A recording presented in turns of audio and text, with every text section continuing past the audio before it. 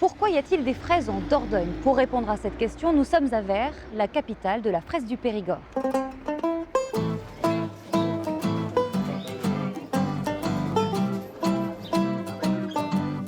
Parce que c'est une terre argileuse, qu'il fait chaud, qu'il y a de l'humidité, non?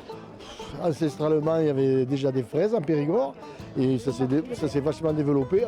C'est dans les années 70 surtout que ça s'est développé.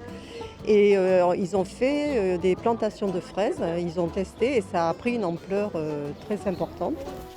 Plutôt bien joué. Et pour en savoir davantage, rendez-vous avec un fin connaisseur. Je suis Bernard Plantevin et je suis le grand maître de la confrérie de la fraise du Périgord. Importée d'Amérique au XVIIIe siècle, la fraise se développe en Dordogne plus tardivement, dans les années 50. Ici, les terres sont propices à cette culture et la fraise rentable pour les agriculteurs à l'époque. C'était quand même en Périgord des petites exploitations pas trop riches. Et pour améliorer le quotidien, il y en a qui ont eu l'idée de planter des fraisiers, dont Nestor Oquecal, qui cultivait ces fraises, qui les ramassait. Et pour les emmener au marché, il avait construit ce genre de barquette en fait. Donc c'est le prototype des barquettes en plastique que vous avez aujourd'hui. En 2004, la fraise du Périgord cultivée en pleine terre est la seule en Europe à obtenir un label IGP.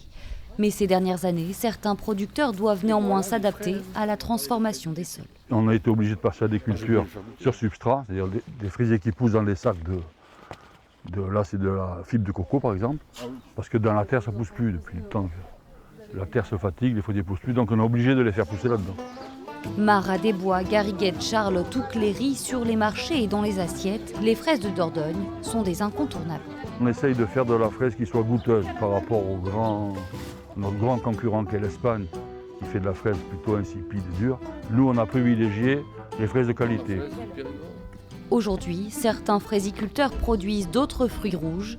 Alors, pourrait-il y avoir un jour une myrtille du Périgord? Ça, c'est une autre gourmande question.